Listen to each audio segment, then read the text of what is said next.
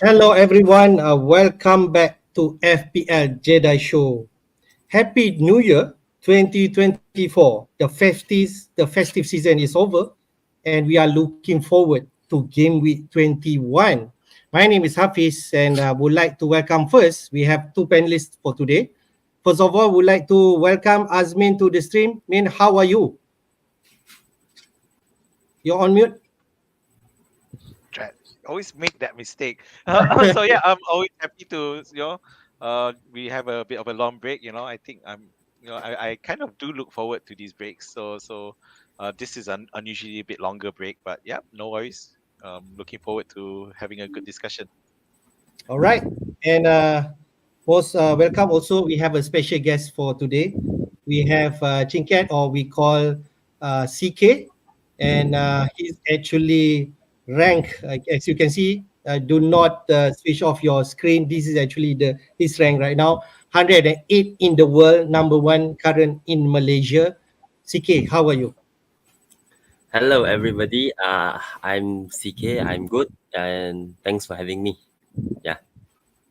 All right. I mean, do you have any words for CK? Well, yep. So I'm glad to connect you. So I connected with CK on LinkedIn, and it was great that he agreed to have a guest appearance with us. Twitter, I We think. always like. Sorry. Twitter, I think. Twitter. Twitter. You contacted me on Twitter. Twitter. Oh yeah, Twitter. Not Sorry. LinkedIn. Oh, LinkedIn. Okay, LinkedIn is a totally You different need to platform find some entirely. job. Sorry. Yeah. So so I thought I contact with him and see whether he could interested in sharing our thoughts. Always glad to have someone on board who can share, and as we'll find out in the discussion, there's some things that he's done that is a bit different than the rest of us, than most of us, and and it just goes. I mean, if anything, it goes to show that there are many ways of getting ahead of the pack. So of course, I would like to ask one question. You're rank number 108 right now, number one in Malaysia. So how are you feeling? Are you pressured in terms of where your Uh, current position right now? I think I'll just play the game my way, and yeah, I'm happy with where I am now. But I think the bigger challenge is to maintain lah. That's of course the bigger challenge, and to climb even more if I can lah. All right, good stuff, good stuff. Glad that you can join our stream tonight, and then we can actually discuss, especially for Game Week 21. All right, we will touch in terms of the season so far for sure. Okay, we take a look at the talking points for this Game Week 21. As you can see, we definitely run through our team. Okay, we can see also CK team later. All right, where is now ranked at 108 in the world right now. We also take a look season review so far, how the players has been performing, who has been performing for the past 20 game weeks, because this is what we have. The season already, you can say half of it already gone, and we are looking towards the trickiest period, because we are talking about coming double game week, blank game week, and so forth. We will take a look at that, because we have a look at fixture outlook, right? And then the most impacted is the AFCON and Asian Cup competition. Who are actually affected? Who's the club? Who's the players? And so on. But most of our knowledge, we already know that Son and Salah are the most high-owned players who are going to join that competition. We're gonna talk about who's the best to replace Salah and Son. Then Game Week 21 fixture and the captain pick. I think it can be an open captain pick choice this week for sure. And then what is our transfer plan will be. As usual, our sources for these materials or our talking points, we refer to Fantasy Football Hub, Fantasy Football Scout, and definitely Fantasy Premier League. So I think we jump first to whose team. Let me check. It is my team, all right? I scored 95 points, and the average points for this week was 59. So we can see some players, some team who actually scored even high scoring 70, 80, 90, or even actually reaching at the top 100 points this week. One of it, CK will later we touch about your team. My rank jumped from 130,000 to 77,000. I'm already in the 100K. Okay, after game week 20.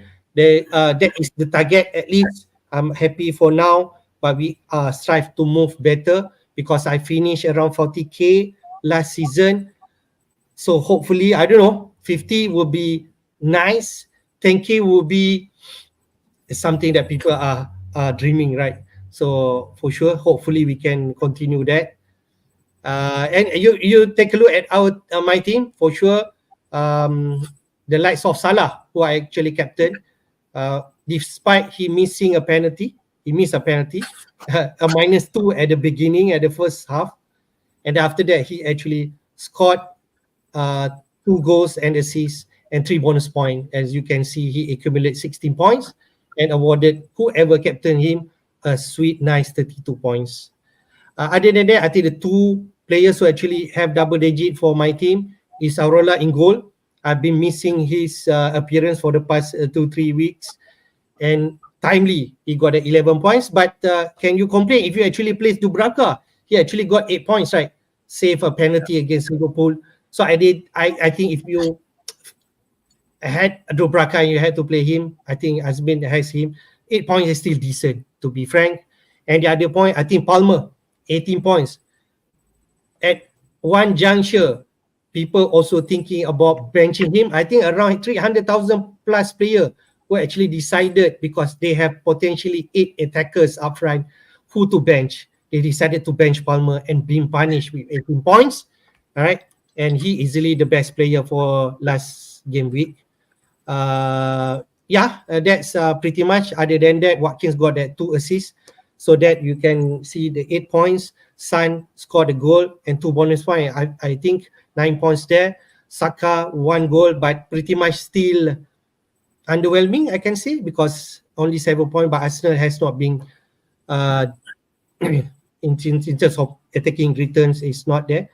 And I'm glad Gordon get an assist because also one of the most transfer out players is Gordon last week. And I start with him because I want that 2 free transfer. I roll my transfer, play Gordon over other my assets. You can see Archer, Brentford, or even Taylor scored that 1 pointer or 0 pointer. So that Gordon, 5 points, I won't complain. Just nice to wrap up my 95 points for the game week 20. So that's my team. Min, you want to say anything? You're on mute. So yeah, nothing much really because so now you've kept the transfer, right? So you just rolled the transfer. I think it works really well for for your team. So now you can manage it, but at the same time, more importantly, you jump by 53,000, about 53,000 ranks.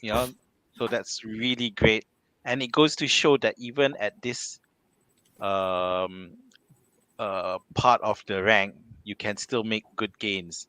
Yes, because honestly, because when we look at our scores, I think I scored 90 plus as well, and I jumped as well. But you would think that the gap, the jump, the percentage gap would be harder at your side, but then it goes to show that still plenty of others who either didn't captain Salah or bench Palmer. Apparently, that's one of the something simply because there were a lot of funds, and then there were those who wildcarded at this week and decided to remove Salah early, thinking that he wouldn't get much against Newcastle, and got punished for that, unfortunately. So Salah was one of those who signed off before going off to AFCON really strong, and could tell that. And actually, if you watch the match, you can see that he was desperately trying to get a hat trick. So, but he didn't get it. But bottom line is, these are the sorts of players who we want to have in our team, who are looking for personal glory. Yeah, maybe a bit selfish, but at the end of the day, it's the FPL points that matter. So yeah. So other than that, for your team, I think Solanke unluckily blanked because Yeah, I I think so. appreciate so many shots, but it was one off day for him. But otherwise, I think it's great, and you are well set for game week 21. All right. Let's jump to your team a quickly one before we go to CK team. You Yep. got slightly lower than me, but still decent, right? 2 points. Jump rank from 2.4 million to 1.7 million. So decent enough, right, man? Yep. So it's decent enough again because I captain. We took the right captain. Unfortunately, I did do a transfer. I sold Trippier for Estupinian, which turned out to be a right move anyway because Trippier didn't even play. Yeah. So at the most, Iwobi will come in for 2. So when just a quick glance at my team, obviously the problem that I will have is the fact that Semenyo, Iwobi, the other 2 players who also went to AFCON. And now I've got Nkunku apparently injured as well. So my squad will be stretched to the bones. I will have to take a hit to get 11 players out. Yeah, but Yeah, it's Zinchenko is out now also. it's in check. Okay, yeah. So is it long term out? I haven't checked the news on that yet. Yeah, but I do have enough for 11, assuming no one else gets injured, which to be fair is a risk in this long game week because we won't get up to date team news before our matches. For some of those matches, it'll be like the week after the deadline. So yeah, it's a bit of a problem for me. So I'm facing a bigger challenge. So for now, my transfer priority, which we'll discuss later, but just to touch, I need to ensure that the players I have are the reliable starters and most likely to play and less likely to get injured. I think the most unluckiest part, mate, because you made some transfer like Pau Torres, because has not been fit enough to play because you actually get him early. It will be a pun, as you mentioned. Nkunku is another one, right? He could Yep. be out for a while. So CK, you can see myself and Azmin, we kind of have a different kind of Yeah. approach. Mine maybe is more conventional, more template, but Azmin always going to go Azmin aggressive. is Take it, fun. managers who So have Nkunku are very risk takers, I would say. Yeah, it's so that's Azmin. Yeah. it's the idea of trying to be ahead and Yeah, be I ahead understand. of the bandwagon. Sometimes it comes off, sometimes it didn't. In this Yeah, case, it yeah. kind of failed. Yeah. All right, good stuff. Let's take a look at the CK team. Hafiz, he scored 106.100 points club for sure. His total point 1299. I think he's almost like 100 points away from me. Again, he actually jumped rank from 616 to 108 place right now. So CK, can you just walk through your team? Yeah, sure. So for goalkeeper, I have Ariola, and I didn't expect this clean sheet, I would say, because it's West Ham against. I think nobody expected West Ham Brighton to be a 0-0 game. Nope. Yep. So that's 11 points right there. And Akanji, yeah, he was a minute risk 1 or 2 games ago. But when I got Akanji in, he was starting for like 5 to 6 games. And out of nowhere, he got some minute risk, but because it's Sheffield United, so I kept in and put him there instead of Saliba All right, and good. Estupinan, of course. And Poro got 2 there. Poro is just someone that I think most of the games I will just put him there. I will just start him. And Virgil van Dijk, yeah, Van Dijk is someone that I took in game week 8 wildcard to offset Trippier's points. I honestly think at that point of time that Van Dijk will be able to outscore Trippier, which he did. But if I was aggressive enough, I would have went for Trent at that time. But I Okay. didn't. So yeah, Van Dijk and Estupinan is my latest transfer. I mean, I transferred him in this week, but I was not sure of his minutes, so I put him on the bench, and he got a 6-pointer and his first clean sheet of the season for Brighton.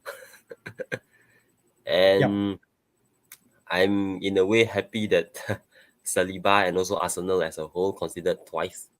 So I made the correct decision to bench Saliba because I think Arsenal's recent form is bad. I mean, they were very good defensively before this, but I think for the past few weeks, their defense is not as good as it was lah. Okay, and yeah, that's for my defense. And when I go into midfield, the happiest player is Douglas Luiz. I I got him in game week 18 because Oh, I realized a pattern of Douglas Luiz is that he usually more likely he scores at home and he doesn't do well away from home. That's his pattern. Like if you look at his games overall, right, he right. usually he's the third highest scorer at home behind only Salah and Gordon, I think. So Okay. I got him in game week 18 because he got Sheffield United 18 and 20 he got Burnley at home. Yep. I didn't want to play him in the last game week, but because of Palmer's suspension, so he got a 10-pointer there, a last injury time penalty. So I went crazy off for that, Yeah. and Okay. Salah Because he actually chose that he actually steal that 3 bonus point from what keeps that I can see. yeah one goal, and he gets You're everything. on mute, man. You're on mute. So he's a bonus point machine though. He got the most bonus point, to along with Trent and Trippier, I think, and all those players. Usually he gets one return and he gets all the bonus. And Salah, as everyone said, I think I put out a tweet when Salah missed the penalty. I said, no matter what point Salah get in this game, he is the correct captaincy choice for this particular week Wow. because of how bad Newcastle is performing. I think I tweeted that at halftime. Because for the past 2 weeks, even when Liverpool played Burnley away, everybody was captaining Salah, but I went for Son in that particular weeks. But this game week, because of how bad Newcastle has been playing for the past few weeks, I captained Salah, and luckily, thankfully, in the end, he got the 16-pointer lah. And Son, Son. A lot of people still have Son, but I kept him when I kept him all the way lah. Son, he's just a good asset where he get a chance, he scores. So that's what I like about Son. As long as he's getting chances, he will score. And Palmer, I think not many of us expected 18-pointer lah. But When you actually get Palmer, is it game week 8 or somewhere? No. I get him not that early though. Okay. Because the reason is I wildcarded game week 8 without Haaland, so I got so much money there. So there's no way I go for Palmer at that point. All right. But so I think now if anyone doesn't have Palmer, just go for him lah. Okay. And then So, Saka. maybe before you comment, when I see CK team, Yep. he actually got decent players all over the place. So that could be a concern. I don't know. That's from my first point of view. You're going to have benching dilemma every week. Yes. What do you think? That's what I feel. I like that. Because I'm looking at it. Oh my God, he can afford to have Estupinian and Isaac on his bench, and he still scores bloody 106 points. Imagine if he had Estupinian in place of Virgil and Solanke in place of Isaac. Although, to be fair, it's a really hard problem to have. I guess you would bench Estupinian because he's only just coming back from the injury, most likely to only come off on the bench. And then for Isaac, it's a case of Newcastle looking like shit. So looking just really bad, so unlikely to get any returns. So I can see why you would bench him there. Yeah. So it's a good problem to have, but a challenging one. So not everyone is up to it. So yeah.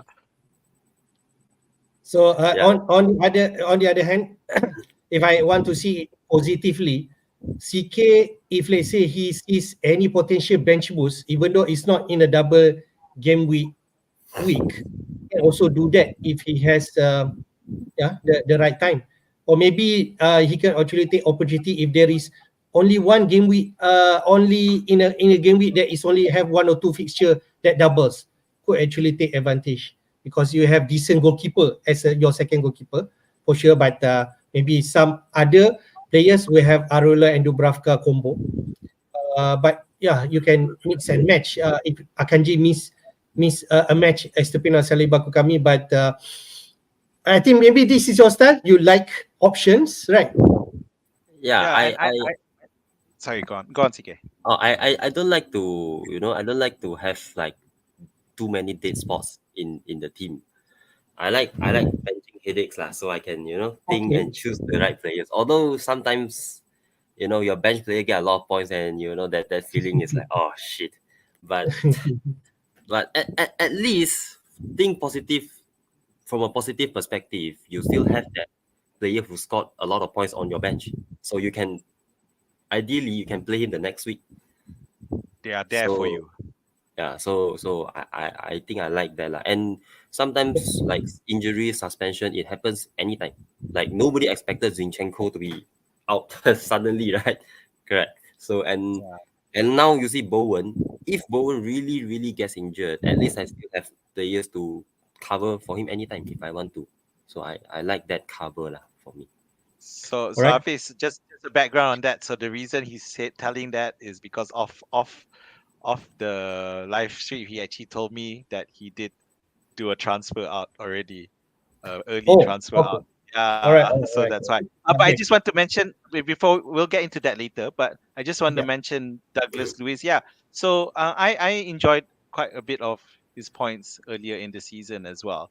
And I think one of the problems that us FPL players who have been around for a while is that last season he was hardly a point scorer. He was pretty Yeah. much that holding midfielder who was who would hardly go up there. Occasionally takes free kicks. Yeah, but this year because he's definitely confirmed he's got the source of penalties. At the same Yes. time, he has Kamara in the midfield with him, and Kamara who was Allows injured a him lot. to move.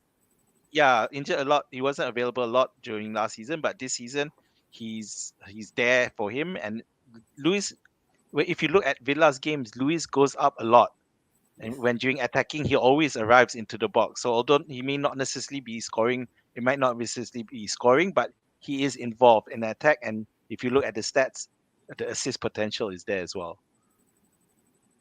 Alright, good stuff. So yeah, so sorry. My point is we need to shift of that thinking that Douglas Luiz is my holding midfielder. He ain't gonna score much because reality is, as you pointed out, he gets a return. He makes off with a lot of the BAPs as well. So yeah. Alright, good stuff. Think that is CK team, and we'll talk later about your transfer plan. But before we go to a different topic, we'd like to welcome whoever in the stream right now. We have Rakan FPL, we have Edwin Lim, okay, we have Jai Yong Lau, right? Thank you for joining the stream. And the question has been bombarded in our chat. Later we address them. So next one, we take a look at the season review so far. I just snapshot the team, FPL team of the season so far. As we all know, Salah is the most top scorer right now. Scored 156 points, easily 20 points more from the second place, which is Son. And I take a look at some stat of Salah: 14 goals, 8 assists, so around 22 attacking returns so far, with 21 bonus points. So that is Salah. And I still remember at the beginning of the season, I don't know about CK, both of us did not think about Salah at any juncture, and we actually dismissed Salah at one point. And now Salah is in everyone team, and if I may say, Salah is actually the number one player right now over Haaland, even though Haaland the most expensive one. Okay, and you can see Alisson in goal, top in terms of goalkeeping, 77 points. We have the back line of TAA, the most expensive defender. We have Trippier, the most consistent from season, 85 points. And Pedro Porro at third place in terms of defender, 77 points. So these are the top defender, and pretty much TAA and Trippier are the top two with the most highest price. Okay. Other than that, we have Salah and Son, no surprise there. Then we have Bowen at 111 points. The third one in terms of midfield, 107 from Saka. And then slightly 7 points lower, Huang. Nobody going to expect Huang is in the team of the season so far. Maybe people I can talk about any Manchester United asset, maybe Arsenal asset. People talk about another Liverpool asset, but they are not there. Okay. Saka is the one. The top Arsenal players also, I can mention here. Saka is the one. And up front, at this juncture, Watkins is the top forward with 180 points over Haaland 112, maybe because injury, maybe because he also involved in Club World Cup, but he did not play that. So that could play some part of why his point is a bit lower right now. So these are the team of decisions so far. I go to you first, Min. Any comment, any surprises, anyone that, you expect him to be here? Yep. So if you look at the front seven, almost all of them are penalty takers except Watkins. So it's a bit of a tribute to And Watkins. Bowen maybe Bowen. also do not take penalty. Yeah, that's right. Sorry, Bowen. What? Sorry. Bowen also do not take penalty, right? Oh yeah, Bowen that's right. Paquete Yeah. take penalty. Yeah. Yeah, so it's quite a credit to them that they're still up there. But at the same time, more importantly, is the fact that sure Haaland has not been available for the past few game weeks, but the fact that a lot of people are scoring 100+ points shows that and in a way attests to CK's strategy of going without Haaland, shows that you can. So there are enough players who can make up for it. So yeah. The other thing is in terms of the defense, those are all attacking fullbacks. So there you go.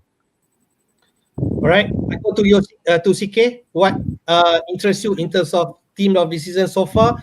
You do not have TAA. You have Virgil van Dijk. So are you interested in him? At the moment, I don't think I will go for TA. I think the best time to go for him is when he had that 3 games run. I think it's Crystal Palace, Sheffield United, and Fulham. I think that was the best time to go for him. But if you were to talk about now, going for TAA will stop me from going to Salah. In like one move, in when Salah comes back. So at the moment I'm not going there lah. But for this team, I think the most surprising thing was definitely is Huang lah. I think at the start of the season when he was scoring like 5-6 goals, people are saying like, he's doing well, but I'm not going there. Sustainable. Yeah, Right. everybody is saying that, but credits to him, he managed to sustain it and became the 5th midfielder. I thought it would be Gordon actually. Okay, all right, fair. Gordon is actually among in the top 10 so-called, but he did not make it the midfield cut. Yes. I think it's Yes, slightly yes. lower than Huang. So that's about it. It's surprising. Okay, that's team of the season so far. We just go a bit deeper in terms of each department just to see whether there is something that we want to take from here, or maybe there's something that we are missing. In terms of goalkeeper, Alisson is the top, but 3 points away is actually Arola. If you own him from the beginning and you play him all season, you got 70 points at a lower rate from 1 million, 1.5 million, lower than Alisson. So there's still reason why you pick the cheaper keeper, because they can still perform and try to compete with the likes of 5.5 million goalkeeper, they call it. I'm also surprised that third place is Onana, because Manchester is woeful. Okay, not in the same form, but Onana still getting that 72 points, like 5 points away from Alisson. I think that is something that I'm going to pay more attention. I don't know. That later you guys can comment. Leno is always up there. Vicario is among in the top 5. And for defenders, I think Trent is not in the radar before this, but now is NV1 radar, despite his price is the most expensive one. He started at 8 million. Now 7%. he priced at 8.5 or 7.5, is it? 7.9. So basically he's already 1 million over. And then we have the likes of Trippier and Poro, we did mention that. And then the 2 Arsenal defense there make it a top 5. Saliba and Zinchenko. Saliba owned by CK, Zinchenko owned by Azmin. I think we talk about the goalkeeper defenders first. CK, what you feel? I have a question to ask both of you, because you guys have played Sure. the game, longer than me. Does the goalkeeper rotation actually works? Because when I look at it, the reason I have this question is because I have Areola and Leno. The reason I have them for as my 2 goalkeepers is because their fixtures rotate very well with each other. But when I did the so-called rotation, Leno had like Bournemouth and Burnley back to back. He got 1 point. Ariola got, I think, Manchester United and Arsenal. He got like 18. And and at the end, it's like if I just have one goalkeeper, the other goalkeeper I just take a like a 3.8 goalkeeper or something, I will still end up with 74. So I don't know how do you guys feel about the rotation on goalkeepers? Okay. So you want to comment first, man? Okay. To be, I'm typically a believer of the rotating keepers. I guess the main thing is that I do tend to take a bit more risk and accept that, and try to get it. So I think this season I started with Pickford and Turner. Right. So both were starting keepers, but both ended up being rubbish. Yeah, but the main point is that even when I activated my wild card, I still tried to have two starting keepers. Yeah, although my second keeper only started 2 matches, and after that, Alisson, because I had Kelleher, you see, and then Alisson returned to fitness a bit faster than I think most of us expected. But I do think it will work, but it does require a bit more complex thought than that, in the sense that um, because that against the bad teams, 1 goal and that's it. Yeah. He's not gonna get much save points. So that's something you need to balance across against the likelihood of getting a clean sheet. So yeah, it's a tough one to have. From me, I like that rotation pairing, but I think the past 2-3 season we can see the pattern that even the content creator mentioned that you might actually have some losing points if you actually have pairings, because you don't know which match. Yeah. You just go with the easier match, so you can play those goalkeeper. But in the end, maybe the easier match you do not get that save point, and you lose that clean easily. So that could be justification why you want only. But from the pattern from when I start to play, we always pair the goalkeeper. 4.5 million, go the cheap one. So you just spend like 9 million. But nowadays, even FPX sometimes can actually price a 4.0 goalkeeper like Arola at the beginning, because we expect Fabianski to start. But Arola actually got that. Turner is another one, 4.0. And later on, we got that like Dubravka opportunity 3.9 because Pop injured. So I think if you ask me in terms of goalkeeping department, you go one you trust, but the one that team is like last season, say last season Raya, the one that actually get that clean sheet and save point potential, that is the one. And this season, I think Eno actually the one that got that character from Raya last season. That's what I believe. Even though his price has gone up and points, but Arola also I like that because he also make a lot of save.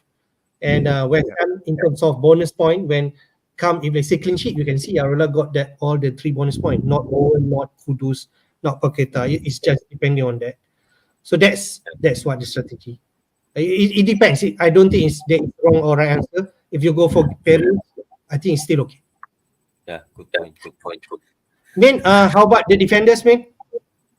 Right. So Zinchenko, to be fair, he got his points a lot at the start, and now he's really dried up. Actually, to be fair, I think since I wildcarded in Gameweek 15, I don't think I've had a single return from him at all.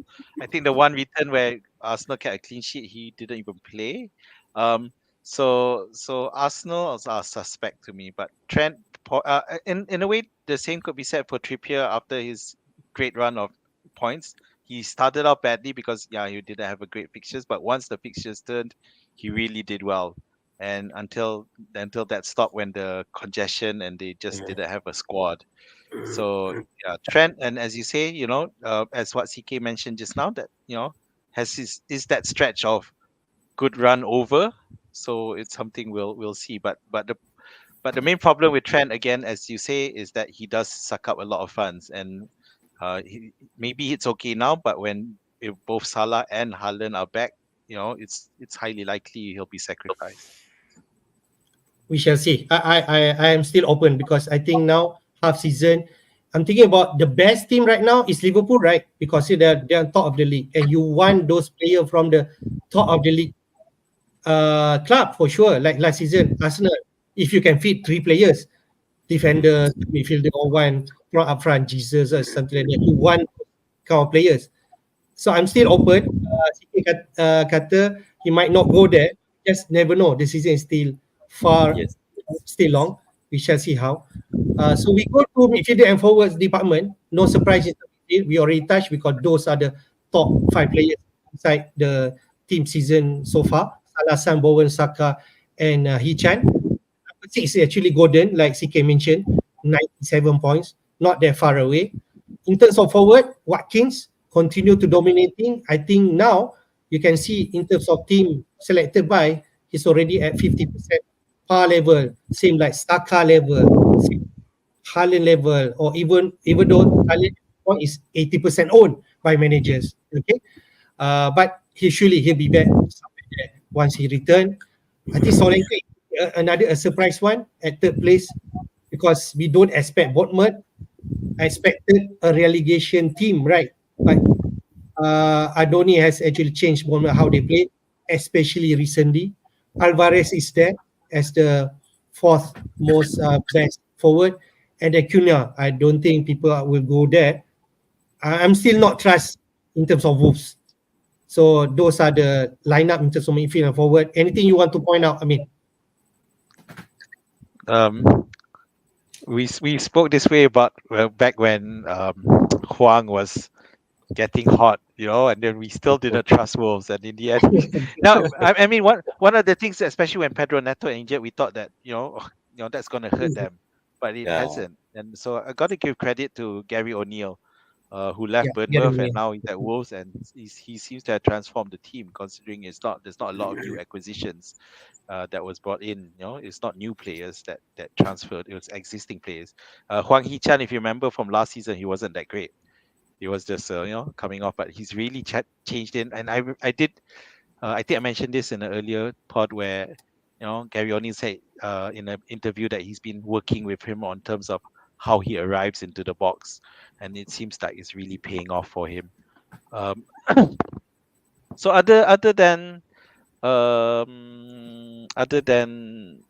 Wolves, I guess Solanke. Yeah, I was in that a group of people who thought that the manager was gonna get fired at one point. Yeah, but he hit that titik pulang modal and suddenly Bournemouth started firing. And Solanke, if you don't own him, if you haven't owned him in the past few weeks like me, you it's kind of hurting when you watch him return after return.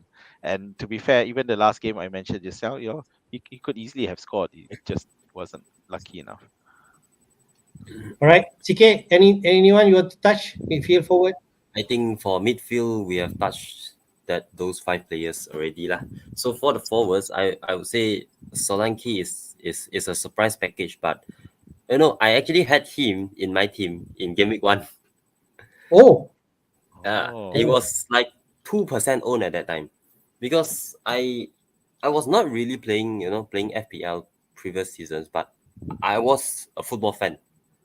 I'm always a football fan, so I actually like Solanke even since his earlier days. So I had him, and I believe that he can do it. I hold him for the first 5 weeks, and I stopped holding him. I get rid of him, and then game week 8 wildcard I got him in again, oh, okay. and he didn't perform. So game week 11 I took him out. Game week 12 he got a 13-pointer against Newcastle. Instead of you missed that, right? I missed that. Okay. So I don't know. You but missed after that and you still top 100, So imagine if you get that. I took him in. I removed him. I took him in. So yeah, Solanke is an interesting player. I like him, from the start. But Yeah, I just want to ask CK because some managers they have like Haaland Alvarez combo. They want Man City asset because they are easily the best team in the league. What do you think? Haaland Alvarez, is it a must, both of them? Haaland, yes, and if there's no Salah, no Son, you have to go Haaland. But Alvarez, I think his minutes are in jeopardy. You see, the game yesterday, he was replaced in the 55 minutes, I think. By KDB. He does the same things as KDB. He's on set pieces. He's playing as like the number 10 role. That's exactly what KDB does. So when KDB is back, definitely takes away a lot of Alvarez minutes. So going forward, I think Solanke has to be the better option, and the price is almost the same. So if you have to go one, I think it should be Haaland and Solanke instead of Alvarez. I think that. Okay, that's your feeling. Okay, good stuff. All right, we conclude season so far. I just because we're already on 40 minutes, we got a lot of things to cover. Let's go to the fixture outlook. I just want to share with everyone. We got this beautiful visual from Lego Monday FPL. So if you like this material, do follow him in Twitter, especially. This is outlook from, can I say 2021, because 20 is already over, the festive period already over, and 21 up to 29 right now, just to want to walk through. This is actually the FA Cup week, but don't forget, this midweek, we're going to have Carabao Cup semi-final. We're going to have Chelsea, we're going to have Liverpool, we're going to have Fulham, who are going to involve, and their matches are important in our thinking moving forward. Later I touch. After that, the interesting part, this is the winter break, Gavin 21. Who are not so familiar, we're going to have fixture into 2 weeks. First week, 5 fixture, the other week, 5 fixture. But the deadline will be one, which is this weekend. And just to share, we got latest news because of the FA Cup result. Yesterday, I think Luton has to play a replay of FA Cup, which is not so nice in terms of playing again. More fixture coming up, but that match has forced the Gameweek 21 deadline to move forward to Friday night deadline. It's no longer Saturday night deadline. It's going to be Friday because the Luton and Burnley match, if I'm right, from Monday match has been brought forward to Friday. Yeah. That is the latest news that people are thinking right now. So we definitely not have a lot of time to think. I also do not like this winter break because fixtures split into 2, and the 5 fixture after that, you're definitely not going to have any news, and you're not going to hear anything or those kind of things. That is about Gameweek 21, the trickiest part. And after that, we are going to have the Carabao Cup, all right? But between Gameweek 21 and 24 is the AFCON and AJ Cup competition. 1 month period, all the Asian Cup and AFCON players will involve. And then at the same time, Gameweek 22 and 23 is like sandwich between, and we're going to have like a tight deadline between those fixtures. After that, Gameweek 26 is another important one. The Carabao Cup final is a small game with blank. There will be blank if, let's say, Chelsea or Liverpool or even Fulham are going to blank that week. And there is also already talk about Gameweek 25 double week. If, let's say, Liverpool are getting all those, because they already win FA Cup matches, if they actually win that Carabao Cup matches, there is potentially Gameweek 25 double for Liverpool fixture. So there is something that take some light. After that, another important week also is the Gameweek 29, which is a FA Cup quarter-final, and that could be a big blank game week. Because those are the fixture that whoever continues to get into the quarter-final will be blank. Normally, we're going to have like 4 or 5 fixture, but if we are unlucky, it could be 4 or 3 matches. We just won't know. So we shall see. That important. Before I conclude, another 2 fixture will be slot in. Just not sure. 2 fixture, Man City, Brentford, and then the match abandonment, Luton, and also Bournemouth. Okay, so I go to Azmin first. These are the fixture outlook. How do you feel? What's important for us? It's really hard for a simple guy like me because you have to take into account all these things. But of course, it really depends on the state of your team. Because if your team has enough key starters, regulars, then it's fine. Who and you can navigate the blank weeks without much trouble, then it's okay. But the reality is, you do have to look forward for that. And obviously, Liverpool, because you need to balance it out. For example, you got Liverpool. Liverpool, they definitely gonna have blank game weeks, but they're also gonna have double game weeks. So you need, because of those blank game weeks, will turn into double game weeks, and this is a big problem. And which is why I'm thankful to Liverpool. If you watch last night's match, they played like they did not want to have to do a replay.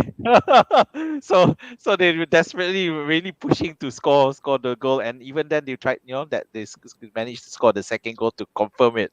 And at the same time, unfortunately, we have teams like West Ham who have to have an unwanted replay, and considering they're already short of players and then getting more injuries, so it hurts them. So you really have to look at those teams who, if you can, who are no longer in the FA Cup but are still reasonably good teams.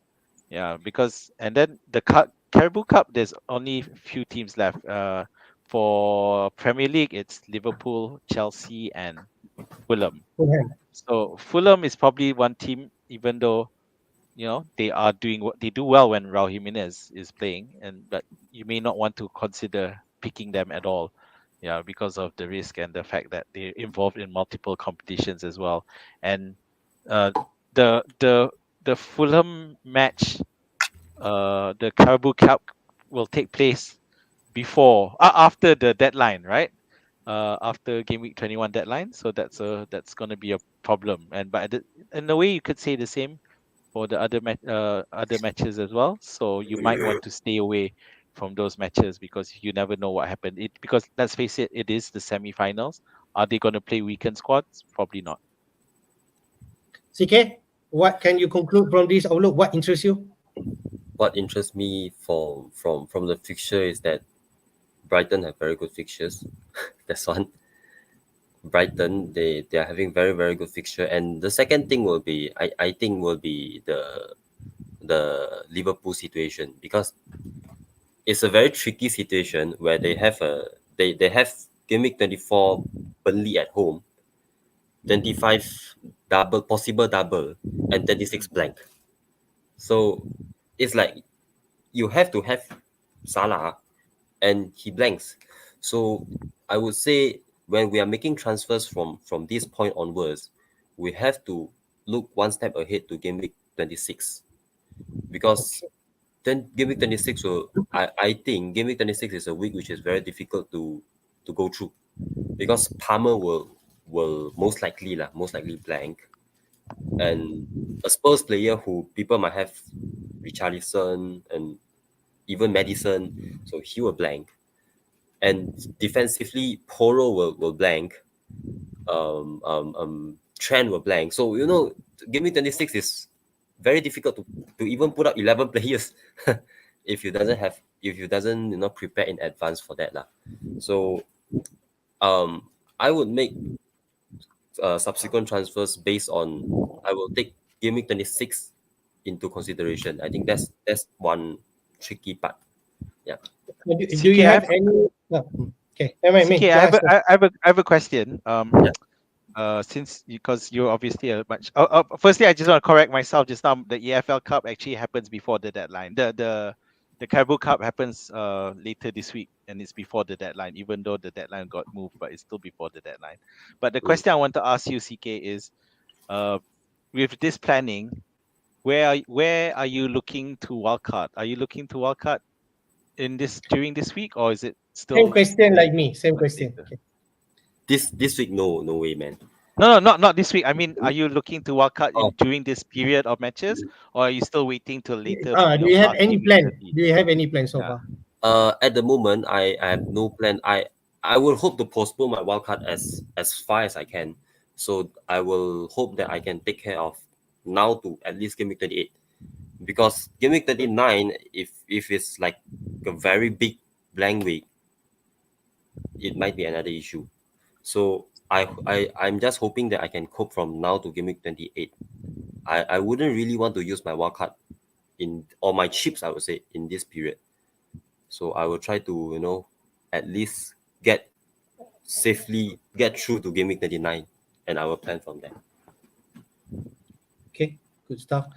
I think if you ask me, I haven't thought any plan yet. But as you mentioned there, if let's say double for Liverpool there, then blank, there is also a possibility maybe you just plan your Liverpool players and then use your free hit team somewhere where Liverpool blank. That could be a strategy. Okay. Although you want to free hit, there's some way you can do free hit in the blank game week or in the double game week to take a lot of opportunity. Like I think last season, game week 29, is it a big double game week if I'm right last season. So this could be another opportunity. Maybe, I don't know, we actually dead end our team somewhere in game week 29, which is the blank game week, and then you wildcard after that and start fresh for the last 8 game weeks of the season. It could be the normal strategy, and then you bench boost somewhere there. Yeah. Okay. I mean, anything else you want to touch in here? I think so. So CK, you haven't used any chips at all, right? Other than the first wildcard, right? Yeah, no. So Nothing else. so in a great position. So yeah, that game week 29 could be a very, very crucial thing. And also just a point that I think the FA Cup fixtures are going to be announced today. What time? So I'm not sure. Probably evening Malaysia, evening in UK time. If I'm right, they actually will announce before the Wigan Manchester United game. If I'm right. Yeah. So that of course will affect our planning as well. So look out for that. Yeah. All right. Okay, good stuff. Let's go to AFCON and Asian Cup affected players. Both tournaments are expected to start in mid-January up to 1 month. Meaning the affected players will miss potentially up to 4 game weeks. As we mentioned here, game week 21 to 24. The AFCON dates that you can see here, January 13 until February 11. Around 31 players will involve. For Asian Cup, it's somewhere around there. They start earlier, January 12th and February 10th, and slightly lesser players, 8 players involved, somewhere there. Club with the highest participation is Nottingham Forest players, but maybe it's not going to affect us so much because we might not have a lot of those Forest players unless you have Turner, I don't know. But Turner are not going for this anyway. Clubs not affected, okay. Man City, Newcastle and Burnley, I think this is a good facts because Man City are not affected. Newcastle, if you have those players also not affected, and Burnley maybe not so much. And the most popular players on the right side, you can see Salah and Son is the top players that people are owning. They represent Egypt and also South Korea. I'm surprised Onana is also there, but I've been received that Onana going for AFCON has been delayed and he's going to play for this Wigan versus Manchester United. So he's going to go after. But I don't know whether there is also a possibility he's going to play that Manchester United game, right? They're trying to get it also. Okay, permission from that Cameroon camp. Huang also missing there. Kudus to an extent. Bisa, Jackson not so much. Cabore and Semenyo. Azmin did own that player, so he will miss those fixture. And I believe Mitoma, also, even though he's not in this list, been called up to Japan, and this will be. I'm not sure whether he's or not, but he's surprised for that call up because from his doctor they mentioned that he'll be out for a few weeks, so that is a surprise one. I'm not sure about that news. So AFCON, Asian Cup, do we really I think Salah and Son will potentially miss that 4 game weeks? We need to move them on, right? Yeah, I mean they are the teams very likely to go deep into the tournament.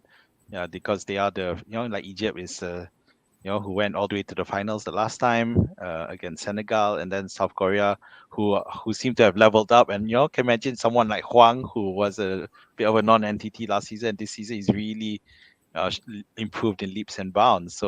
So yeah, you have to, for me, for me, it's you if you need, you probably want to sell them, unless the rest of your team is in really good shape, because Salah and Son do suck up quite a lot of funds. So it's going to be painful watching all those funds sit on your bench if you don't make use of them, especially when there's plenty of good options. But you need to prepare for when they come back. And even if Salah, let's say Salah and Son win, you probably the likelihood of them winning, that you also need to prepare the fact that they may do their celebration thing in the country, which delay their comeback even further. So yeah, for me, it's a sell for them. Okay, CK, do you have any second thought keeping this player, or it's like you need to replace them for sure? Yeah, I most likely I will be replacing both of them because there's a risk that they might not come back soon, as what Azmin have mentioned just now. So I thought of keeping one of them, but I don't think I will do it. I think I will sell both. Yeah. Okay, maybe I don't know if you have a lot of like the value inside those Salah and Son, but I think the reasonable thing is to sell them and get replacement for this thing. I mean, how about Semenyo? He has in your team. Is it something that you need to address, or you can just keep him in your team? You're on mute, Min. He's a Haaland placeholder, so no big deal. Right. But at the moment, it seems like I might end up keeping him because with Nkunku out, and it looks like that Nkunku's not gonna be a great, at least this season. If he's gonna get injured again, then I'll probably keep Semenyo, because Semenyo is only 4.1, 4.2, so it's not a big deal. No, I don't think it's 4.2, but it's cheap enough. 4.5, something like that. Yeah. CK, I just want to ask you a question, because some team, they might actually have more than Salah and Son. They could actually have Huang inside there, maybe Kudus somewhere there also, Huang or Kudus, or maybe he actually have Onana in the team, so he has more than 2 players to deal with. So if those managers have those problems, how they should approach? I think it depends on the team form structure. If he is able to get to Haaland by selling Son, then he should do it. Because I saw an analysis somewhere in Twitter, I think, saying that Egypt is not as big a favorite compared to South Korea to go far. Because it's saying that they have, I think, Morocco, who's on paper a better team than Egypt. So they are saying that there's a possibility that Salah might come back slightly earlier. But it's a tough choice, if you have more than three to four players who are away at the same time, is difficult. But for goalkeeper, I think you should have a backup goalkeeper, so you don't just play the backup goalkeeper first. Okay. So yeah. Right. Good stuff. I think we talk about Salah and Son, right? So now we see who the best replacement that we're going to replace Son and Salah. And I show you some of the players that people are thinking about right now. On the left side is actually players who actually priced 7.5 million above. We got the likes of Bowen there. Foden is one of the players that are catching to some managers. Jota maybe a representative from midfield from Liverpool side. If you do not have Saka, or maybe you have Saka, you want to double up, then Odegaard could be another option at 8.4 million. And on the right side, a bit cheapy. I don't know, maybe Richarlison not so cheapy, but Palmer is at 5.6 million. It's already attract attention, 30% own right now, 29.3, something like that. Richarlison could be another option as a Son replacement, and he's playing at attacking side of Spurs and only priced at 6.9 million, and surprisingly still own lower than 10%. Eze, I think Azmin can comment better in terms of Eze, because he has owned Eze at the beginning of the season, right? 3% own only at Manchester. But Douglas Lewis is CK option. He already have Lewis in his team, lower than 10% own right now. So these are some of the option. The popular one, the top 3 picks right now, and actually the traffic right now is Bowen, Foden, and Palmer, right? So those are the top 3 players. So Min, I go for you first. Or what do you think in terms of replacement? Who do you think that we should consider first? If you don't already have Palmer, then Palmer. I think it's a Yeah, you I know think you're that's looking at right. You're looking at one of the cheapest guys in the game, and he's performing, and he's clearly the man in that squad at the moment. He takes penalties, although yeah, we were a bit doubtful that he'll still take penalties with Nkunku coming back. Well, look, guess what? Nkunku is not coming back anytime soon, so that we can push that problem further back. yeah. So you know, Palmer value is actually supposed to be like an 8 million, midfielder. It's supposed to yeah, be that with his level of performance now. yeah, if he's going at this rate, you wonder what his price will be come next Yes, season. next And season, and yes. and and it's just it shows that his talent was just stymied by being in Manchester City for so long, where he's surrounded by so much talent. He gets a chance to go out for himself, and wow, look at and I know at the start they were, he was being thought of as a penalty merchant. I think we Yeah, can yeah, put those accusations to rest. So yeah, Palmer. So for the other option, it's really hard. If you want for someone stable who's great, Douglas Lewis, and don't want to spend a lot of money, then Douglas Lewis will be a good option for you. But it does mean that you have so much money left over lying around, and where do you place them? But when it comes to money, reality is you will have money. I think that's something. So you might as well spend, but also you will have spare funds, and you can plan out to have when Haaland eventually returns. We're not sure. For me, my second choice, if you were to look at this point, um, I can't decide. um, uh, at the moment, it's hard, and I would have gone for Bowen, but I'm a bit concerned of how West Ham do without Paqueta, and it looks like Paqueta's injured.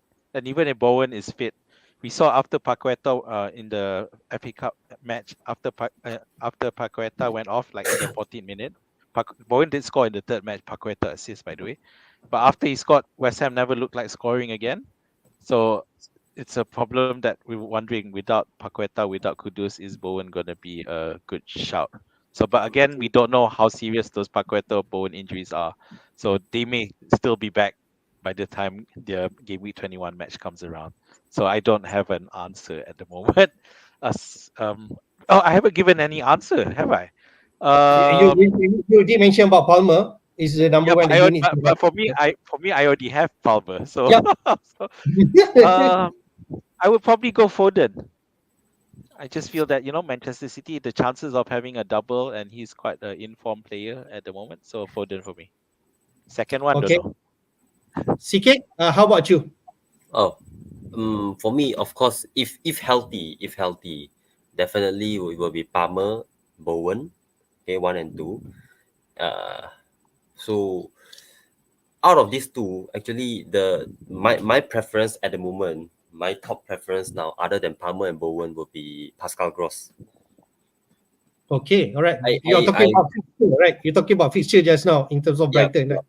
I like Pascal Gross. He's a bit like the Douglas Lewis, You need one return and you get So you bonus. want another Douglas Lewis in your team? Pascal Yeah, Gross yeah, and yeah. Lewis. Because I have Douglas Lewis, so I need somebody to rotate with him. I need somebody, to rotate with him when he has the away games. So that's how it is. Okay, for Foden, I think he's a very good pick, but my concern with him is that with with Manchester City, Foden is actually a very good player for the first 15 weeks as well. But why nobody is really considering him at that point of time? I, for me, the reason is because the first 15 weeks or so, Haaland is there. So when Haaland is playing, everybody in Manchester City is like, they feed him the ball. You are the boss, you take the chances. If you look at the big chances, it's all on Haaland. So when Haaland is there, all the other Manchester City players are like slightly worse players. and with KDB coming back, Foden's position might not be the number 10 which he is right now. That's my concern. So I have a bit of concern with Foden. Yeah. For Richarlison, he's a good short-term pick as well, but he my issue with him is that I don't know much. I don't know how much Spurs will be affected, because of Son. Because we saw it when Madison was injured in the Chelsea game, that chaotic Chelsea game. Okay. Madison was injured, and if you look at the next 2 to 3 games after the Chelsea game, Spurs attack Struggle. struggled for a while. Yeah, for a while, but it struggled. And for me, Richarlison is not like a long-term pick. You are taking him only like when Son is not there, when Madison is not there. So if it's a short-term pick, I would say, I wouldn't recommend Richarlison lah. And Okay. Jota, I just want to share with you that I put actually the 4 fixture that Son and Salah will be gone. So I think these are the option. Maybe there is not so much on long term, because I feel you might need to get Salah and Son back when they are back. So for the next 4 fixture, I just put there these players with those 4 fixtures down there for a consideration. And okay, but I rate Richarlison because he's getting the goals, recently. Jota, I actually like Jota a lot. I think without Salah, he's their best attacking player in Liverpool's team. Okay. But for some reason, he doesn't start a lot of games. Like the game yesterday again. He might actually start now because Salah gone. Yeah, but if you look at the game yesterday, when Jota came on, he's definitely their best player, I would say. When he came on, he scored. He nearly scored with a header. He hit the post, I think. Okay. And Alright, yeah. and he supplied the assist to Diaz. So Jota is, I like Jota, but I'm worried about his minutes. That's it. But he's definitely a very good pick as well, lah. Odegaard, Alright. Odegaard. If I think it's not a good choice to double up Arsenal if you have Saka. So if you have Saka, maybe just pick one lah. Yeah. I just want to share my thoughts on Jota. So, the problem with Jota that for me is the fact that can he do as well without Salah around? I'm not so sure. I do feel that without Salah, the standout player may not be Jota, but it might be Diaz. So we've seen Diaz return to form. Yeah, and he is scoring goals as well. So I'm not sure. It depends on the shuffle. We saw in the Arsenal game they played with Nunez, Diaz, and Elliott. So Jota was a sub, but Jota came in and did well as well. So we'll find out a bit more for the EFL semi-finals in tomorrow, a few nights later. But just a small shout out. Actually, Crystal Palace, I like them as well. If Olise is fit, like Eze and Olise, they are like 1+1 bigger than 2, that kind of players. And if you look at their coming fixtures, it's quite good. Yeah. Yeah, but the issue is that they are injured a lot of times.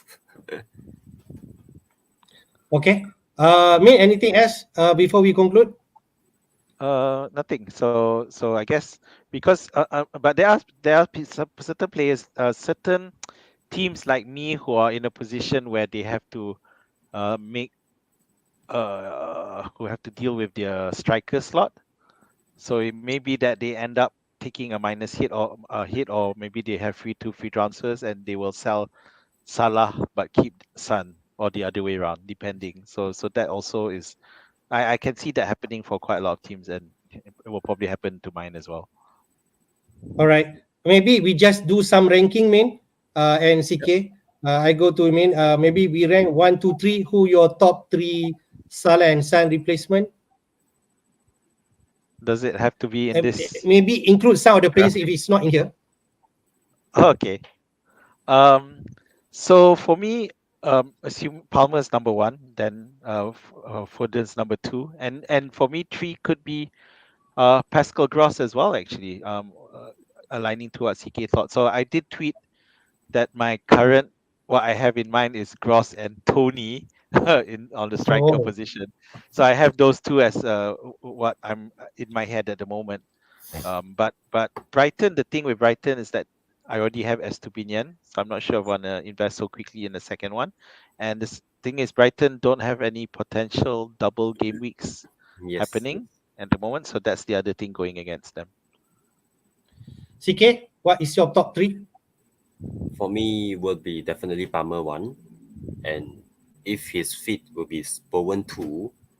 Okay. And number 3 is Gross for me. Right. Okay, maybe I should include Gross in this list and replace somewhere there, because I think Brighton have those feature. I think maybe another point is also Gross. In terms of minute, is more secure. He also on set piece Yes. duty. The only thing he doesn't have is penalty, but we just don't know if João Pedro or not Yes. on the field. He could be the one, Dex, right? Yes. All right, good stuff. Let's go to Gameweek 21 fixture.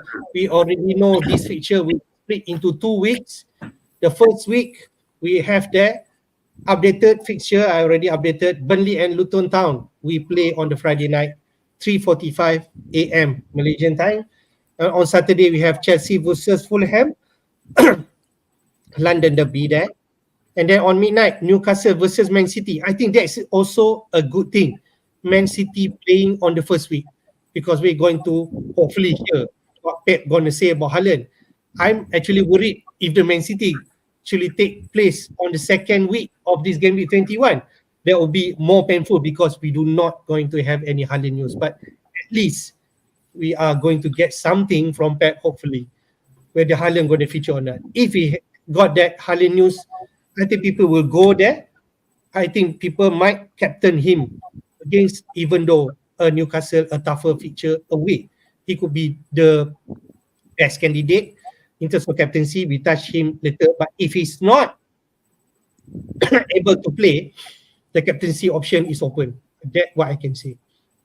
Everton versus Villa, interesting also match on Sunday before we close off. This Manchester United versus Spurs, a big game on Sunday midnight.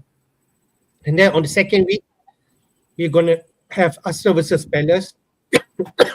We then have Brentford versus Forest, Sheffield United versus West Ham. So we might not have any Bowen news, CK, because West Ham going to play on the second week. So Yes.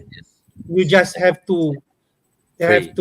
trust and pray that Bowen going to play on the second week, because he's limping after the end of the FA Cup, right? Mm. And then we have Bournemouth versus Liverpool, and then Brighton versus Wolves. You're not going to have gross news for sure. So, main 21 game week 21 fixture. The big game is definitely Manchester United Spurs. But what else that you can see here? It's not that big lah. Sorry lah, CK.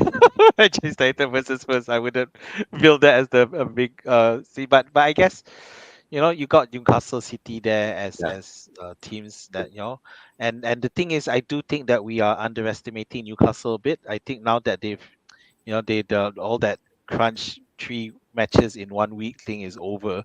Yes. So now they get a bit of a rest, and they of course, and they had the FA Cup match, and they still have plenty of rest before this next match. Yeah, so I do think that we're underestimating Newcastle a bit there. Yes. The other, so you can see Liverpool, Bournemouth there. That's going to be a huge problem because we won't get any news, and then they will. By the time the deadline comes, they will the day before they would have finished the EFL Cup match, which is definitely going to be a intense one, because they're gunning for the cup. They want to win, obviously, so they're going to put strong squads. So be careful there. I mean, all these are reasons why you should try to get news as much as possible. But the reality is that second half of matches, anything goes. You're just going to have to hope for the best that all your players do turn up for that match. So if you want to play the safe zone, transfer in, go for the ones who are playing this weekend. Yeah. Yep. But That's you'll have to live with the Later on, the following week, you just have to hide behind the couch and hope hope doesn't hurt you too much. Yeah.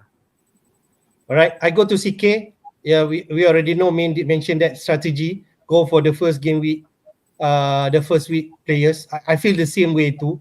You can go for Man City if you want to invest Foden, Spurs, Richarlison there, Chelsea, Palmer for sure. But if you're going for Bowen, going for Douglas Lewis, you can still hear some news. But other than that, Jota and so on, you won't hear any news. So what do you think, CK? I think definitely the standout fixture is Newcastle Man City lah. I agree with what Azmin said. People feel like that game, is an easy game for Manchester City, but with Newcastle, all their main defenders are coming back and they have their rest now. I think that would be a good game. So regardless of whether we get any Haaland news or not, I won't be getting Haaland back in this week. And I You will won't play. be getting. You won't be getting. If let's say you hear I would, Haaland yeah, news. I would. Because I have Isak. I will put Isak Okay. on against Manchester City. Okay. Because Oh, yeah. to be honest, Manchester City's defense is not that good this season. So Yep. I will save that. I will use the transfer most likely on Son this week lah. I So guess we can use the example of sorry to interrupt, CK, because okay, you it's okay. remember KDB the week before he did turn up on the bench, Yep. but he never even came on.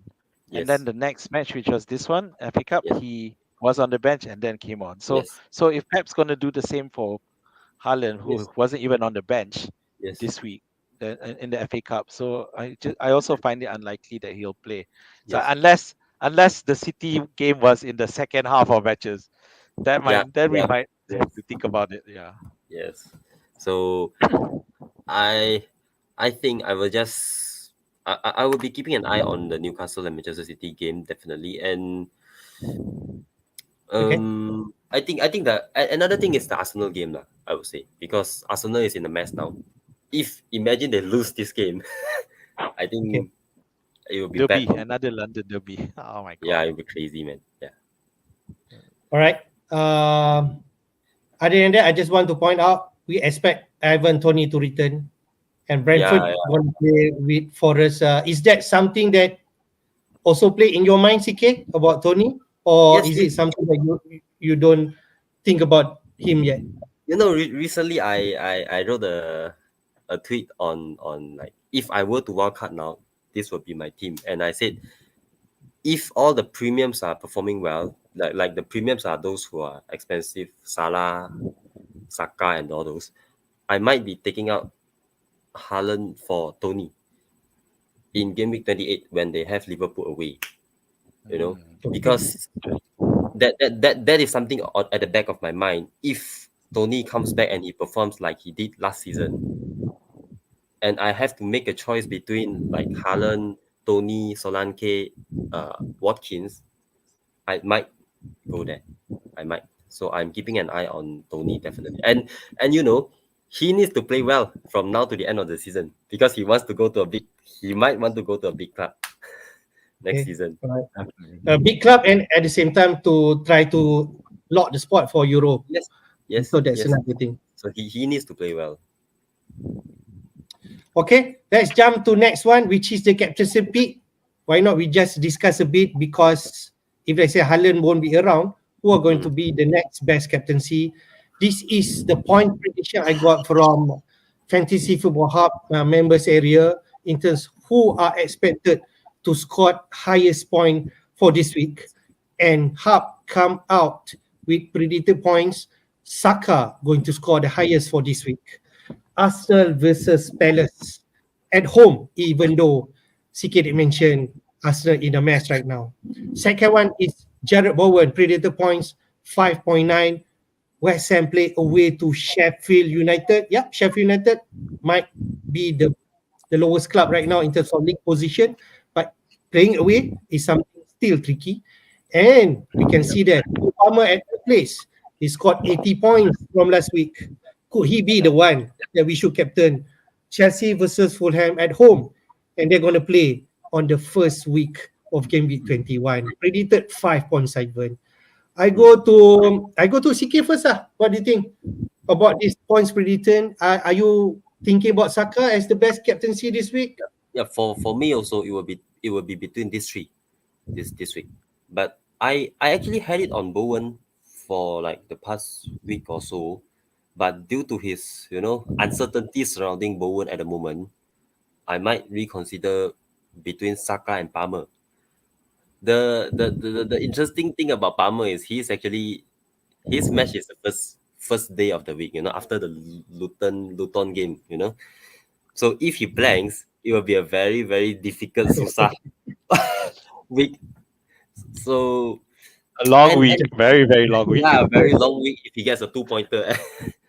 And you'll be sitting there hoping for all the other captaincy options to blank as well. But I had an interesting thought just now when I was having my dinner. I was thinking that last time when we used to have Haaland, Salah, Son, when we pick captaincy, we used to think which of them might get like a 15-pointer this week, which of them can get the 15 point this week. But now when all of them are gone, I start to have another thought like, who is the most unlikely to get a 2-pointer?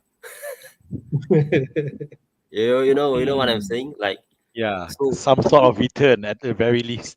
yeah, because like these players, although Palmer did get a 18 point last week, but it's not going to happen every week. So it's likely for like Bowen, Saka, Palmer, they get like 9 points, 8 points, 7 points, that range. So I might go for Saka lah, because he gets the odd assist game to game. He gets the 5 points, 7 pointers frequently. So he might be the safer option, Saka, this week. Yeah. All right. I go to Azmin, but before I just want to comment about Saka. Double-digit points Saka have this season only twice. The first game week, 10 points, and game week 6 is a long time ago, 13 points. Yes. And after He that, rarely hauls. Yeah. all right, Yeah. Min, what do you think?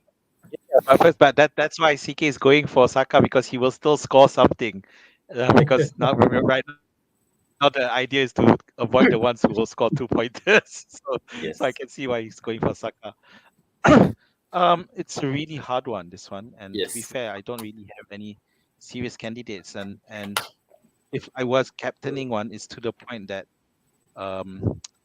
it would have to be, if you're looking at this list, I'll probably go for Cole Palmer and hope for the best. Yeah. But my alternatives, if I were to, it would be the people I bring in. Anyone who I bring in is something who I would have to seriously consider for the captaincy. Yeah. All right. We can look at that later in the teams. Yep, we are going to have a look at our transplant really soon. How about you, Hafiz? Okay, Pardon? if you ask me, for myself, I think my captaincy will be Palmer for this week. Even though I'm a Chelsea fan, but I'm thinking other than that, in terms of Chelsea playing at home, Palmer is actually on form, at least for now, because he's been can deliver that double-digit horse at any point. Yes. I like Bowen, but I'm not sure about he's playing away right now, and Sheffield United might need some Bowen's points. away form is the best of. Yeah. Fair, but Sheffield United are also once they are at home, they won points, and maybe they can take advantage about West Ham, because West Ham also can be inconsistent. I just cannot trust Saka. That is another thing that I want to say. Yeah. I I never have captain Saka before. as well this whole season. Yeah, but this could be the opportunity if you want. And when people already captaining the likes of, I don't know, Palmer and Watkins, all in the first week, right? So you can enjoy that second week, because Saka going to play on the other week. So that could be another option if you want to look at that way. But for me, Palmer this week. But if let's say, I just want to throw a question. If let's say Haaland going to play this week, is he the one that people are going to captain? Azmin, CK, are you going to captain Haaland if he's available and is in your team? No. He might come off the bench for a one pointer. Yeah, I just can't see him starting. Yeah, Yes, it's just exactly. and you know how at the start we thought it was just going to be a minor, that he'll be back very soon, and it Yes, hasn't happened. So it's yes. probably a lot more serious, and when he does come back, I can't see Pep rushing And him. his injuries seem Big. weird. Like nobody really knows it. We just know it's a foot injury, but it seems more Yeah, serious it's than so we thought. weird. It's weird. I almost wonder if it's psychological. All right. I think that's the captaincy pick. We take a look a bit on fixture ticker before we jump to our transfer plan, just to touch a bit you guys in terms of fixture for the next six at least. Right there on top, nice fixture there. Wolves, Luton, Crystal Palace, only Spurs in the top six so-called.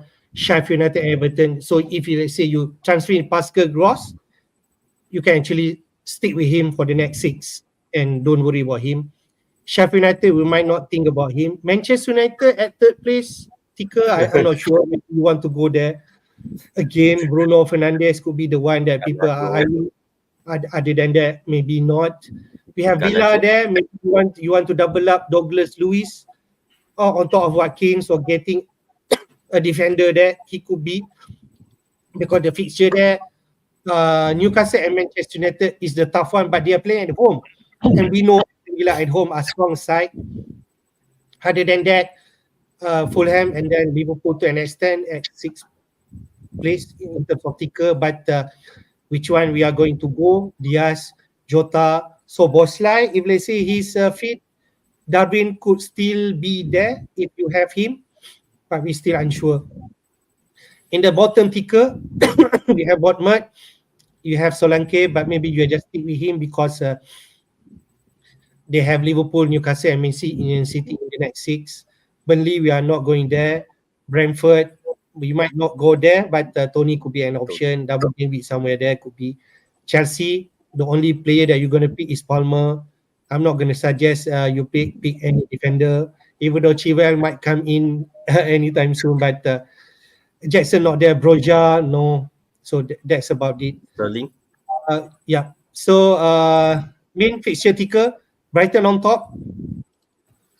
Yeah, that Brighton thing, it just makes it so much attractive to bring in someone Pascal Gross. The fixtures there, the Wolves maybe not so easy, but after that it's Luton, Crystal Palace. Spurs are but Spurs might be a bit tough with Vanderven back as well.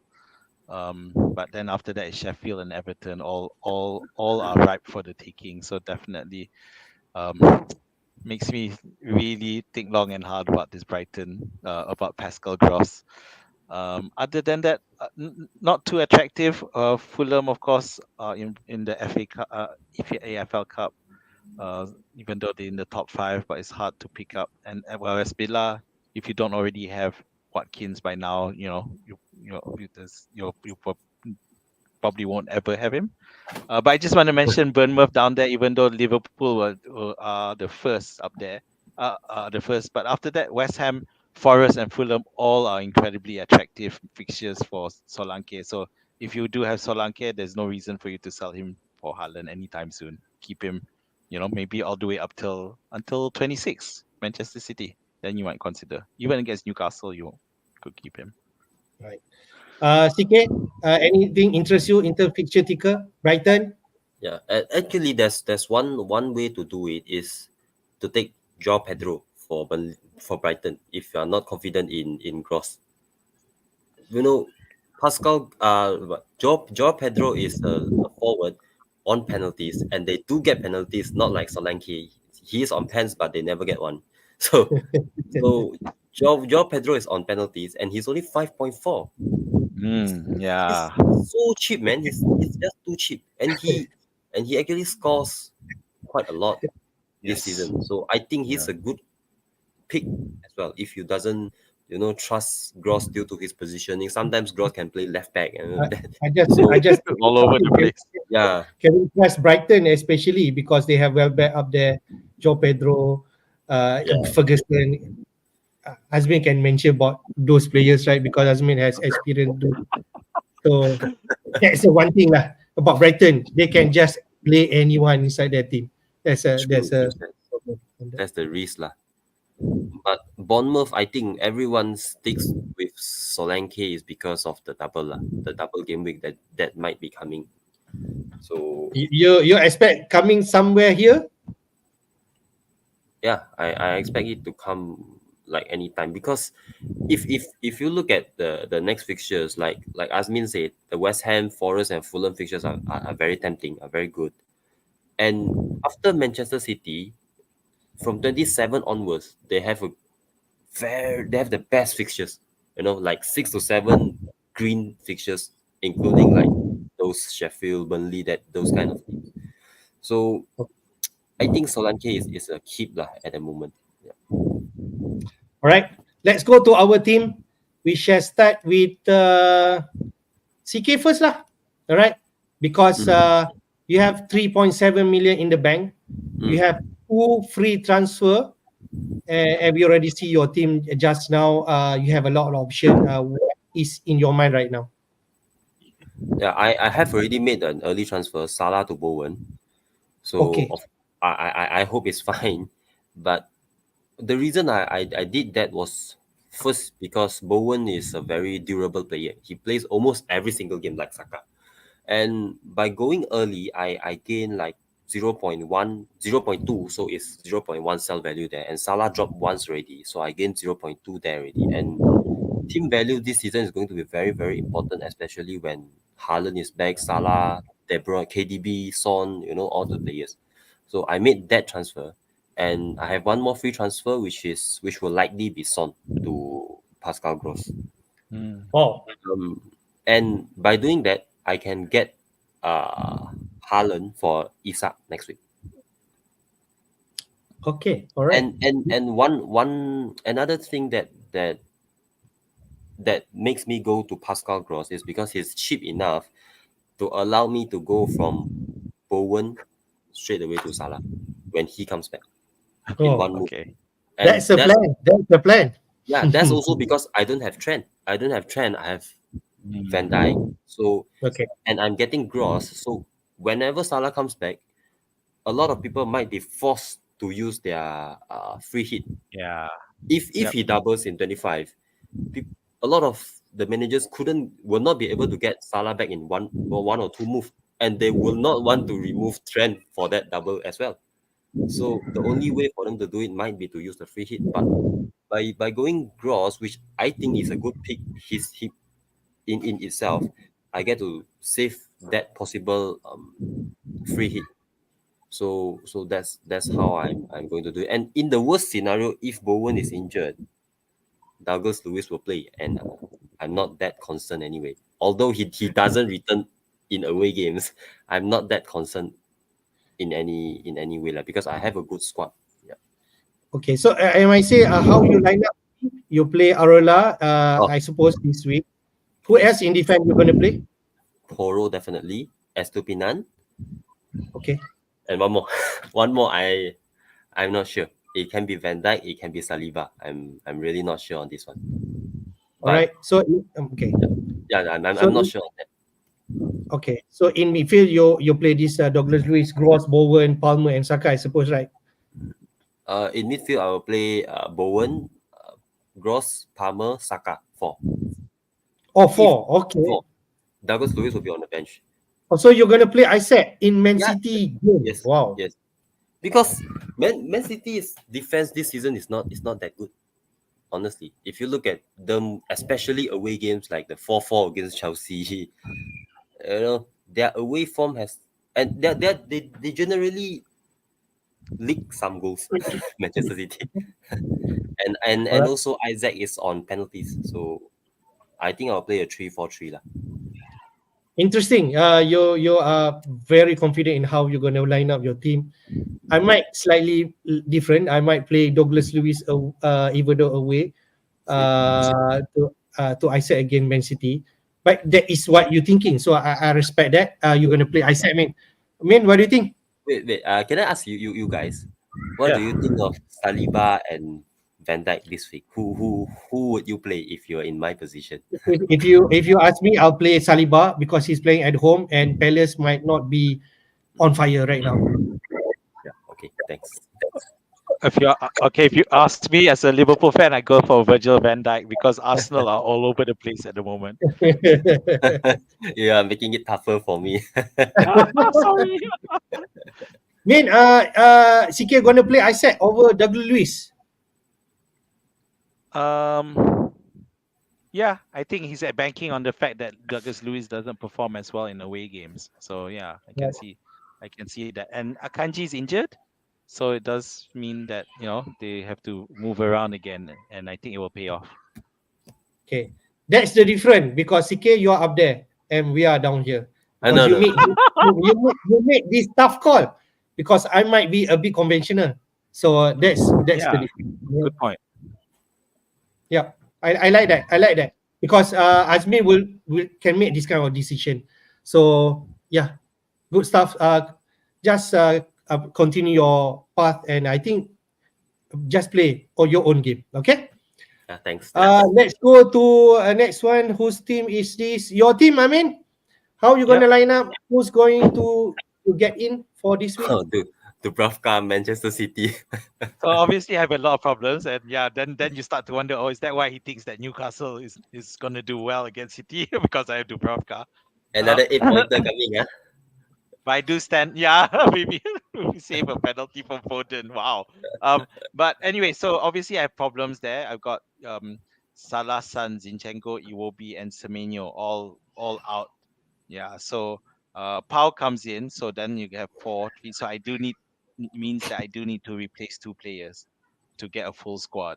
So the 2 players at the moment I have in my head are Gross and Gross for Salah, and well, now it looks like Nkunku for Tony.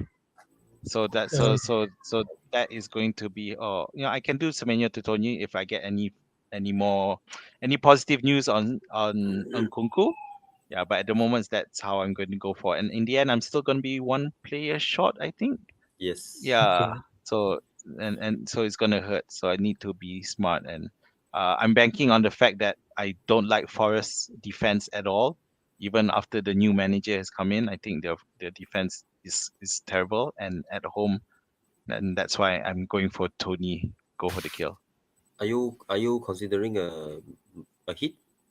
Yes, I'm taking a hit because I don't have any extra transfers, so I definitely take 2.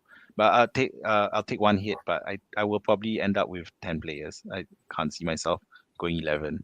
So that unfortunately is my failure to realize that Iwobi was going to be involved in the African Cup of Nations. But yeah. Is Zinchenko confirmed out? Not sure though. Not sure. At the moment he's out. Yeah, I'm hoping that he will be my. If let's say Zinchenko not out, then you can just play him, and Arsenal have second week fixture. He might be able to play. Yeah, so I am banking on. I am hoping on that is what is going to happen. That he will be available. So he will be my.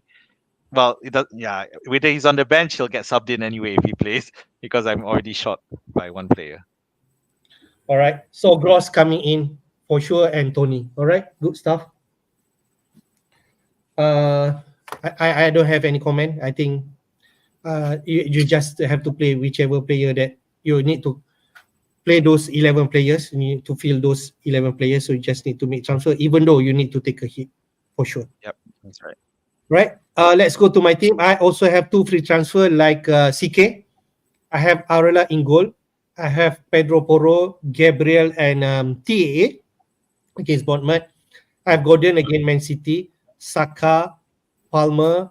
I have Salah and Son that I have to deal with, and Solanke and Watkins up front.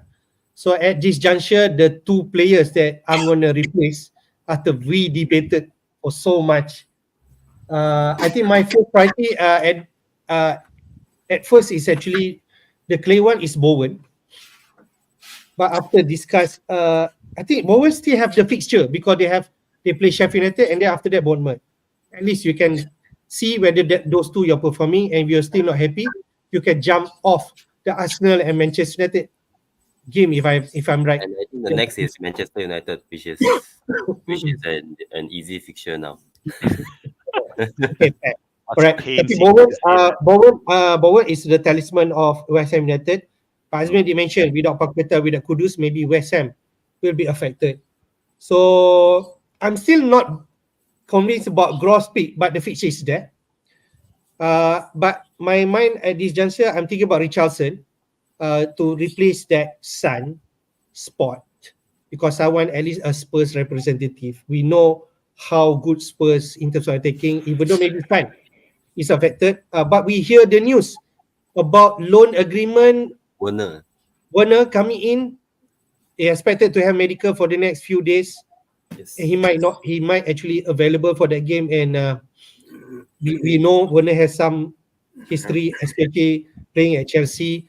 Maybe he will support on the left side, and Richardson still staying in up front. And we expect Richardson to take the penalty for Spurs when Son is not around. Yes. So I think my option right now is Bowen and Richardson, but I will hear more news in terms of but the Bowen news might not come in, so I might need to make a decision during the deadline. So those are the thinking. I favor these two players more. The Man City, if I want to go, is Foden. That also can be a frustrating part because KDB is already back, right? So in terms of minutes, going to be affected. But if they say you want to go for any Man City midfield right now, Foden is the one that people are going right now. So I'm still unsure, but Bowen and Richardson for now. Any comment, Min or CK?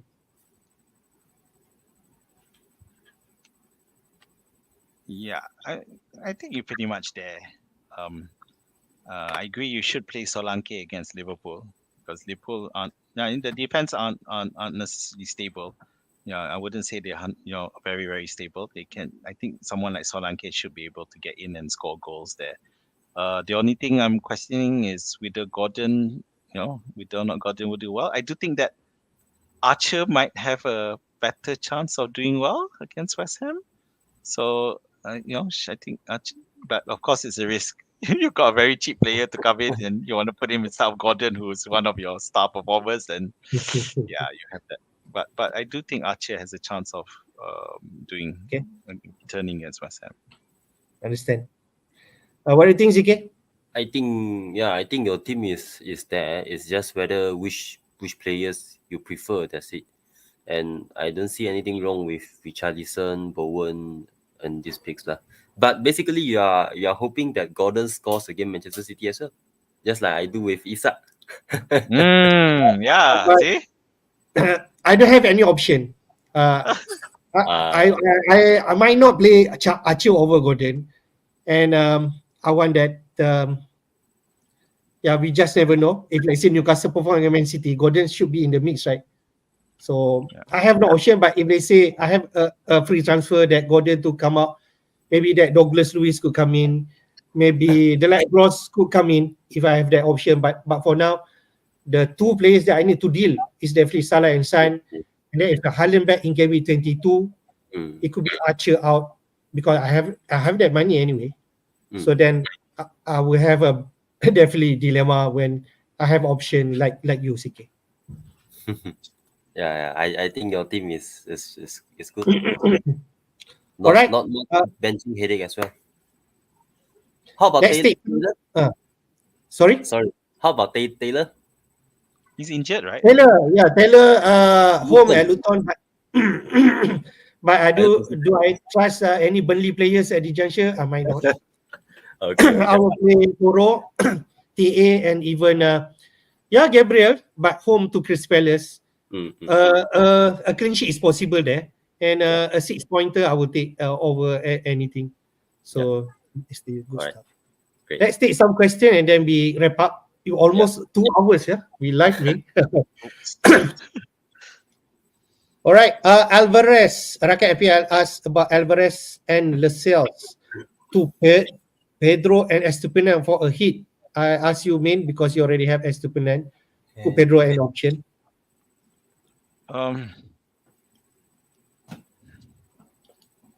It's a crazy question because this guy doesn't have Salah or Son as an issue. That's why it's hard to get I'll get my ring over it. Yeah, but yeah, obviously going for the Brighton kill, and I think it's a decent transfer to make because Alvarez, whose status may be uncertain with KDB coming back, and Lascelles is with all the first choice Newcastle defenders coming back, it doesn't look like he's gonna be first pick anymore. Question to you, CK. Which is coming double game week keeper is the best? Maybe we expect Bournemouth, we expect the likes of Brentford or even Luton. Neto, Flecken or Kaminski? Which Me- one you prefer? Neto, definitely, because Flecken's double game week is Manchester City away, and Kaminski is also likely Liverpool away. So Okay. Neto have a Luton at home fixture, and Neto has been doing very well, in fact. Quite decent, yeah. So I would say Neto. I prefer. All right. Next question. Rakyat Pia did ask about Raya to Areola. Okay, some people might already jump into Raya, but going back to Areola, do you want to go there?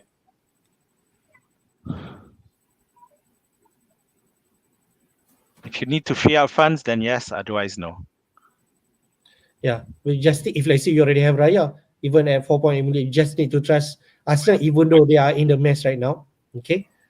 CK, people ask about Madueke.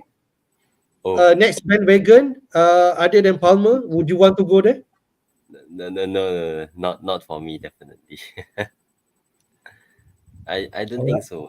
There's so many midfield options at the moment, so I don't Yeah, think so. I agree. Okay. Garnacho, how about that? And is he also a good pick? 4.9 million, I suppose. I think so. At that price, I think you can't go wrong. And Garnacho is arguably the star for Manchester United at the moment. So if Yes. anyone's going to return, it's him. Yeah. So yeah, Garnacho for me. Yep, Garnacho's good, even against Spurs. Okay.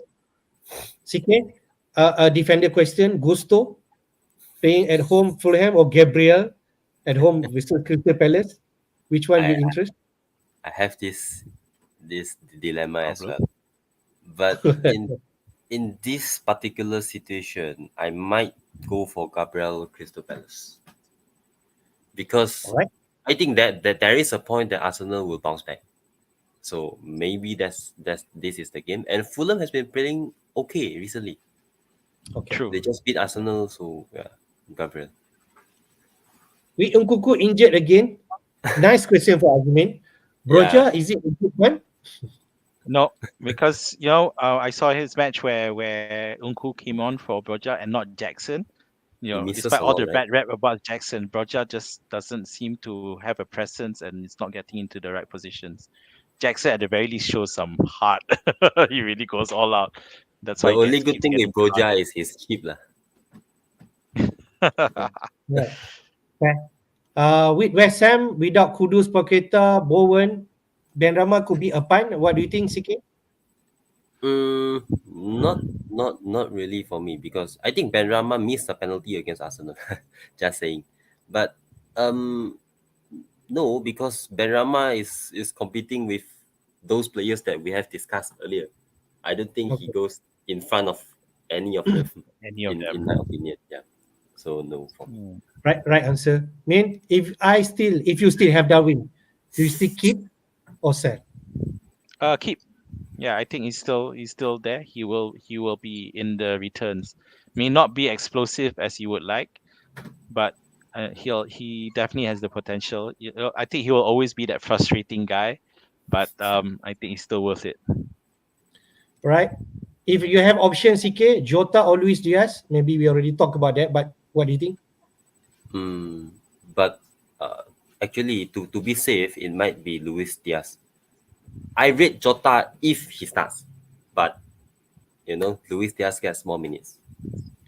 All right. True. Estupinan or Poro, you already have both in your team. If you have to choose one, Oh, I like this question.